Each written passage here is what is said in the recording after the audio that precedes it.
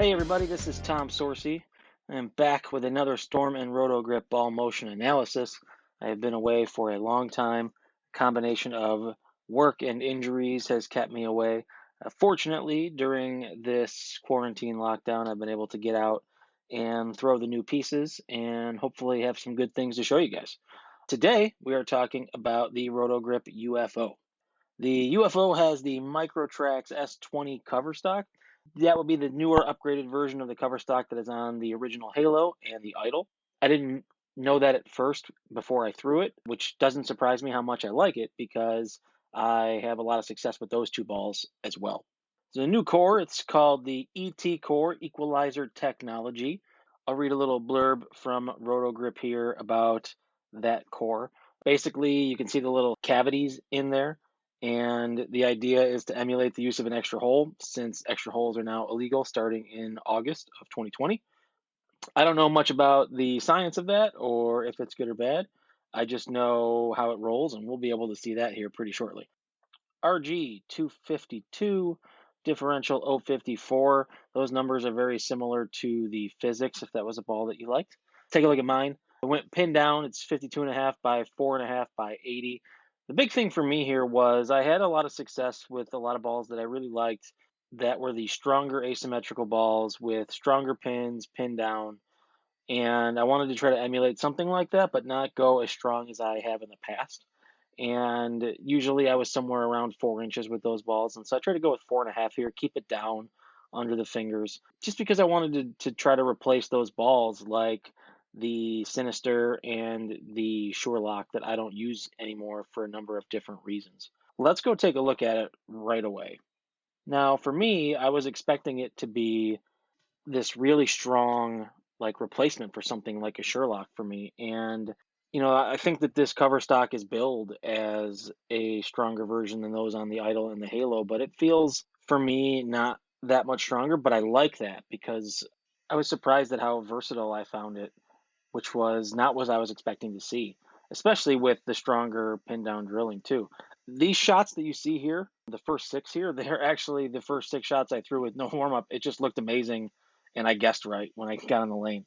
It was pretty unbelievable. We're just bowling on a used house pattern. It's the pair that Brad bowled EJ Tackett in their quarantine Zoom match. And I mean, it looked amazing. It's a ball that's certainly on the stronger end of the spectrum, but it's not like the strongest thing that we have right now. And I was surprised that it's a little closer to like a medium slow response. I thought it was going to be very slow when I got ready to throw it. Another thing that you can see is that I'm able to get really high up on the head pin, use a lot of that head pin, get a trip four. You can see that they're not necessarily the perfect strike. They're a little bit higher, and that's something that you can generally do with more closed angles and slower response balls. So that definitely kind of leads me to believe that it is in that medium slow type of range and that my eyes weren't fooling me. Next, I made a big jump left, like 8 and 5, I think, and kind of slowed it down to see how it would look with more open angles.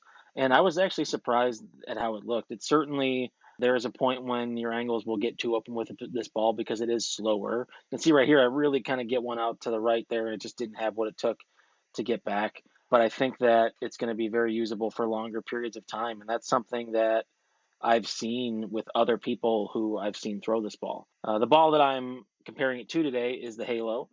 That was a decision I made before I even knew the similarity of the cover stocks, just because I thought they were going to be very similar balls. And I didn't really know what to expect between the difference here, but what I noticed right away is that I definitely think that from a strength standpoint, they're pretty close, but this Halo is definitely slower. On a lot of these shots here, you can see that we're getting a little too much deflection. We're not really driving through the pocket. We have late 10. We get some real like can opener mixer things right here. I get one just a touch right, and it's almost a 710. And then I really try to jump in like I did with the other ball, and right here you can see like easy 710. Definitely that halo is slower than this UFO, and it's something that I always used as my beginning of the tournament, first couple of games, slow response option. Usually one of the things that I would do as well is I would do like a side by side and show both going down the lane, maybe a slow motion. But I think that just from looking at the shots there, that it's a fairly obvious comparison, at least to me, between these two balls. And I just wanted to kind of cut right to the chase. So let's recap here real quick. UFO, medium high friction factor. I definitely think that it's pretty close to that halo that I threw. I don't think it's as strong as some of the older pieces like the Sherlock was, but I think that it's something that can certainly be used at the beginning of blocks, but it also seems like it can be used a little bit deeper than I would have expected for something that was medium high as far as friction goes.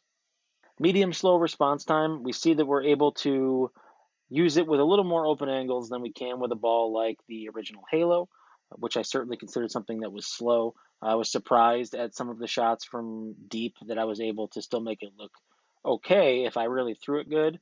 But it's still, you could see the more my angles opened up, the more that it began to show its relative slowness. So I definitely think it's something that you can use early, but probably early to mid blocks and even a little bit deeper depending on the conditions that you're bowling on. This was the first ball of all of the new ones that I threw, and I have to say that I was impressed.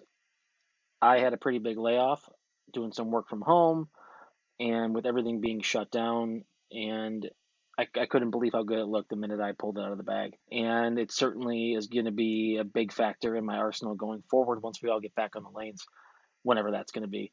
And I'm excited to see what I can do with it and the kind of success that it's going to bring. As usual, I want to thank everybody that helps me out with these.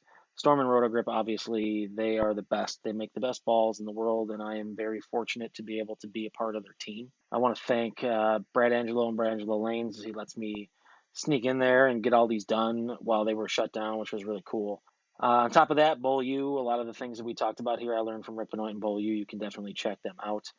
Tim Friends helps me with the videos and the photos every time, friendsphotography.com. And lastly, Jim DeWitt, as usual, for providing the music for me.